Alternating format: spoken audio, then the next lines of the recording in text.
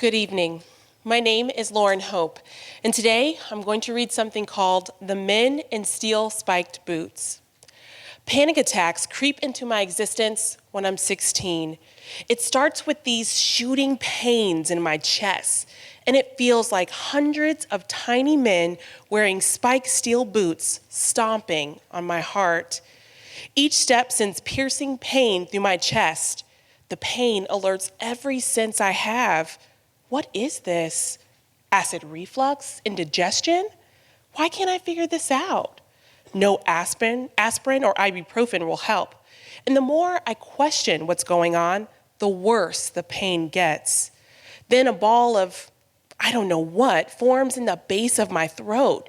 The ball gets bigger and bigger, expanding in my airway. It travels the length of my esophagus, closing off my windpipe. I gasp for air. This is so scary. The first few times I ball up in a fetal position and clutch my heart until the pain passes. I begin to have these weird attacks more frequently through my parents' divorce, after my high school boyfriend kisses who was supposed to be my best friend, and when the pressures of being a television reporter begin to pile up. The men in spiked steel boots come marching during every major event in my life. And then everything stops, and I can focus on nothing but the pain. When I finally explain to my mother what's happening, she takes me to a doctor. I barely remember what he said, just that these little blue pills I'm ordered to take will help me feel better. He says what I'm experiencing are called panic attacks, and it's my body's unhealthy way of dealing with high levels of stress. Well, that seems perfectly normal. That is, until I talk to my mother. She gently affirms what the doctor says with an added warning about discretion. She tells me that no one needs to know about the little pills or the anxiety disorder that is interrupting my life. It's between us, she says. It wasn't this big doom and gloom conversation about how talking about anxiety attacks would affect my life negatively. It was just something we didn't talk about. Now at school, I remember hearing my girlfriends talk about everything from heavy monthly flows that required them to go on birth control early to multiple sclerosis. They talked about their disorders and illnesses with pride, but no one was talking about anxiety, depression, or suicidal thoughts, things that I was struggling with.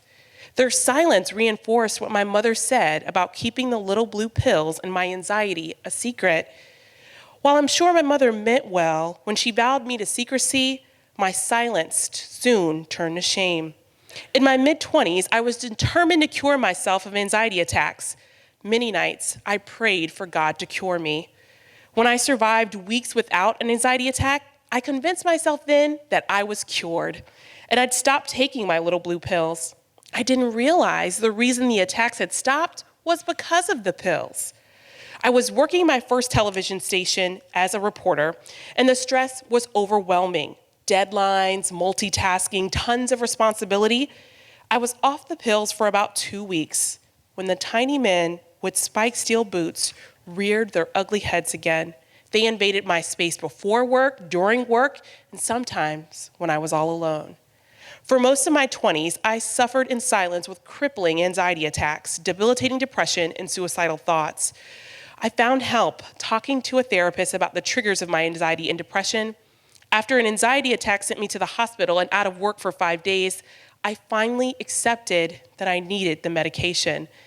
But it wasn't until I stepped out of the shadows of silence that I finally felt free and able to live with mental illness. It started in a psych ward where I shared in group therapy how alone and sad I felt. As I shared my story, I could see people nodding their heads in agreement. Their affirmation showed me that I was not alone. The acceptance I felt in the psych ward gave me the courage to eventually share my story on a little blog and business called Good Girl Chronicles. I'm now a motivational speaker who uses her story of surviving suicide, depression, and anxiety to inspire others to accept their mental illness. Never in a million years did I ever think I'd be so open and transparent about living with major depression. But when I started verbalizing it, the pain of silence began to fall away. The men with steel spiked boots don't come as often. I've learned coping skills, breathing exercises, and I was prescribed a medication that finally works. But when they do come, I don't hide in silence. I speak to a therapist, a doctor, and to myself whenever I need help. And I encourage anyone listening today to know that you are not alone in your struggle. Help is out there and attainable when you speak up. Thank you.